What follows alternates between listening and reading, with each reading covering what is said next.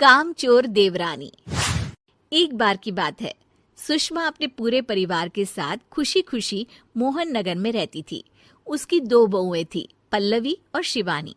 एक दिन दोनों बहुएं रसोई में काम कर रही होती है कि तभी उनकी सास सुषमा उन्हें बुलाती है।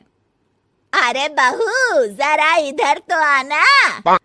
शिवानी, जरा जाकर देखना सासू माँ क्या कह रही हैं। दीदी, आप ही देख लो ना जाकर, आपको भी तो सुनाई दे रहा है। अरे मैं आटा गूंद रही हूँ ना, तुम चली जाओ। हाँ, तो मैं भी तो सब्जी काट रही हूँ ना दीदी। अरे बहू, जल्दी आओ। ओह, ये तो जाएगी नहीं, मैं ही जाकर देखती हूँ कि क्या करना है। पल्लवी सुषमा के कमरे में जाती है। जी मम्मी जी, क्या हुआ? शाम को घर पर कुछ मेहमान आने वाले हैं, तो तुम अच्छा सा खाना बना लेना बहू। ठीक है मम्मी जी, आप बता दीजिए क्या क्या बनाना है और कितने लोग आ रहे हैं। सुनील की मौसी जी और उनका पूरा परिवार आ रहा है। कुल मिलाकर 3 लोग और हमें मिलाकर हुए 9 लोग। तो अभी से ही तैयारी करना शुरू कर दो। और हाँ, घर की सफाई भी कर देना, हाँ, अच्छे से। जी मम्मी जी, सब काम हो जाएगा, आप चिंता मत कीजिए। पल्लवी शिवानी को घर में मेहमान आने वाले हैं इसके बारे में बताती है। क्या? 9 लोगों का खाना बनाना होगा, घर की सफाई करनी है? बाप रे, सासू माँ ने तो हमें घर की नौकरानी ही समझ कर रखा है। ऐसा नहीं बोलते शिवानी, हम इस घर की बहू हैं और घर के काम करना हमारा फर्ज है। दीदी तो है ही सासू माँ की चमची, जब देखो सासू माँ सासू माँ। मैं तो इतना सारा काम नहीं करने वाली। शिवानी कपड़े लेकर गमला साफ कर रही होती है और चक्कर आने का नाटक करने लगती है। मेरा सर चकरा रहा है।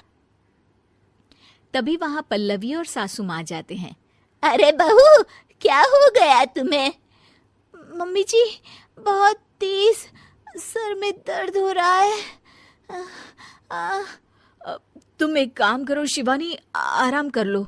नहीं नहीं दीदी, घर में मेहमान आने वाले हैं, मुझे आपकी मदद करनी चाहिए। अरे कोई बात नहीं शिवानी, तुम आराम कर लो, मैं सब काम कर लूंगी। ठीक है दीदी, अगर आप इतना कह रही हैं तो आराम कर लेती हूँ। शिवानी आराम से अपने कमरे में मैगजीन पढ़ रही होती है। इसे कहते हैं आराम की जिंदगी। इतना सारा काम। चलो, सारा काम खत्म हो गया, शिवानी को देख आती हूँ। शिवानी अपने कमरे में ईयरफोन में गाने सुनते सुनते सो जाती है और उसके साइड में मैगजीन भी रखी होती है। पल्लवी वहां आ जाती है और वो सब देखती है। ओहो, तो मतलब सब काम चोरी का बहाना था। अभी बताती हूँ इसको।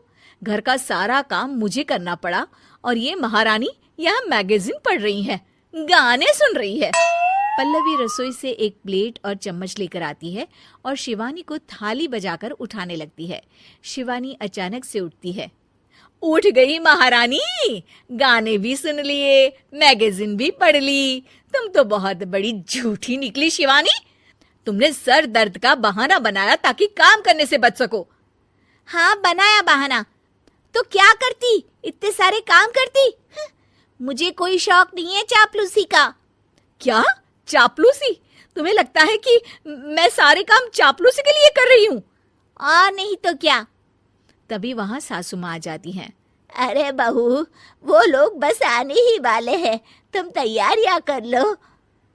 जी सासू माँ, तुझे तो मैं बाद में देखती हूँ। सब खाना खाने बैठते हैं और खाना शुरू करते हैं। तभी सुनील की मौसी बोलती है। वाह भाई वाह, खाना तो बहुत ही अच्छा बना है सुषमा जी, एक एक चीज में क्या स्वाद है। ये सुनकर शिवानी मुंह बना लेती है। उसे अपनी जेठानी की इतनी तारीफ रास नहीं आती। आपकी बहुएं तो बहुत ही अच्छा खाना बनाती हैं। हाँ, बनाती तो दोनों ही अच्छा है, पर आज ना ये सारा खाना बड़ी बहू ने बनाया है। छोटी बहू की तबीयत ठीक नहीं थी, सो इसलिए। मानना पड़ेगा सुषमा जी, आपकी बड़ी बहू तो बहुत ही गुणवान है। पल्लवी की तारीफ सुनकर शिवानी को जलन होती है। पल्लवी ये सुनकर खुश हो जाती है और शिवानी की तरफ देखकर उसे चिढ़ाती है। कुछ देर बाद मेहमानों के जाने का वक्त हो जाता है। मौसी जी सबके लिए उपहार लाई होती है। वो सबको शगुन के पैसे देती हैं और अंत में पल्लवी के पास आती है।